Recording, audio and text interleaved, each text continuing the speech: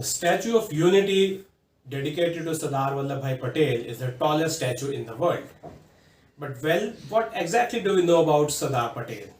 He's the man who is credited with bringing some 560 odd princely states into the Indian Union at the time of independence. But is that the only achievement of Patel, or is there a lot more to know about the man?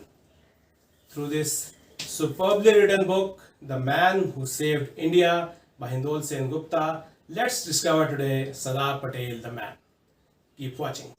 Hello everyone, welcome once again to Books Wale Bhaiya. I'm Abhishek, and today through this book, The Man Who Saved India by Hindol Sen Gupta, we are going to talk about a very important figure in the Indian history. Well, before I start, a brief about the author. So, Hindol Sen Gupta is an award-winning journalist and author. He has written close to 9 books already, and he also writes for the Fortune India magazine.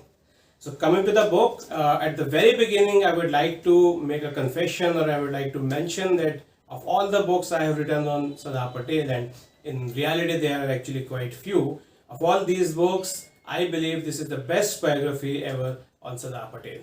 There is not much written about Sardar Patel. One of the reasons is that he himself did not write anything, as he believed in, creating history rather than writing about it. So coming to the book, we all know Sardar Patel played a very important role in India's integration, the integration of the states within the Indian Union. But as I argued at the beginning, there is a lot more to know about the man, something which Hindol Sen Gupta beautifully captures in the book. So the Iron Man of India, the man who saved India, the man who integrated India, was in reality a lawyer, and he started his political career somewhere around in the 1920s when he actually joined the municipal board of Ahmedabad, and he did some commendable work there in terms of cleanliness or clean drinking water or hygiene. And this is how his journey started. And but the key point in his career came in again somewhere around in 1920 when he led the Satyagraha Andolan in the Khera district in Gujarat. And this was an Andolan, a revolution against the British government, when they asked the peasants, the farmers, to pay taxes even if there was a famine. And Sardar Patel led this action by the farmers, and eventually the British government had to relent. So this was the first key moment in the overall political career of Patel, and he had a similar experience in 1929 as well, at the time of the Bardoli Satyagraha, and wherein his actions actually led him on the title of Sardar, which was actually given to him by the women folk of Bardoli. So these are the key political events associated with Sardar Patel's life, which paved the way for him joining the Indian National Congress, and thereon with this holy trinity of Patel, Gandhi, and Nehru, who were, you can say, the stalwarts of Indian freedom movement, we saw progress towards Indian freedom.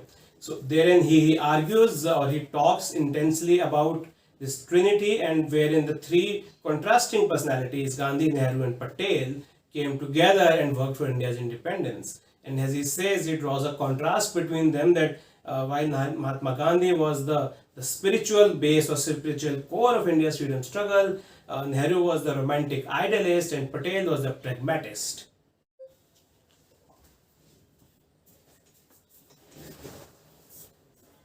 And wherever you talk about India's freedom struggle or the key steps taken, the key movements, there's hardly anything wherein Patel did not have an imprint. He uncovers a very important aspect of Patel as well as of India's freedom struggle, that it was actually Sardar Patel who was the key financier for the Congress party. And without funds, we can very well understand what the freedom struggle, what the shape it might have taken. So Patel, being the pro-capitalist, he was in favor of big businesses supporting the government, the economy, and so he was the one who arranged most of the funds for the Congress activities. One fact which I believe Hindol has highlighted and has given importance to, but to an extent quite ignored by other historians or leaders.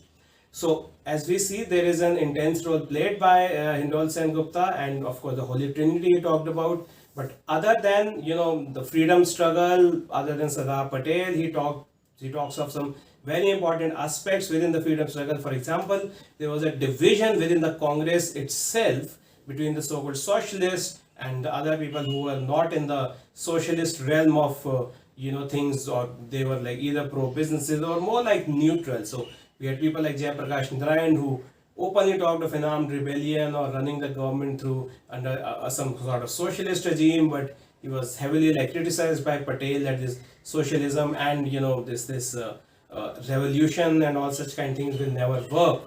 First of all, we have to make India free from the British rule, and then we can discuss about these things.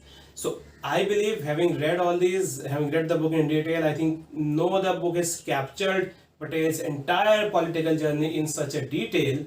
And wherever he has, expressed, Hindol expressed his views on either Patel, Nehru, or Gandhi, you never get the impression that he is in the mood of, criticizing someone. He has expressed his views, but I think in a very reasonable manner, and highlighting the positives and negatives wherever required. One important aspect he has brought about is whether Patel was actually denied justice in the sense that in 1929, as he talked about, that Patel was asked to, Patel was selected as the party president, but it was actually Nehru who became the president.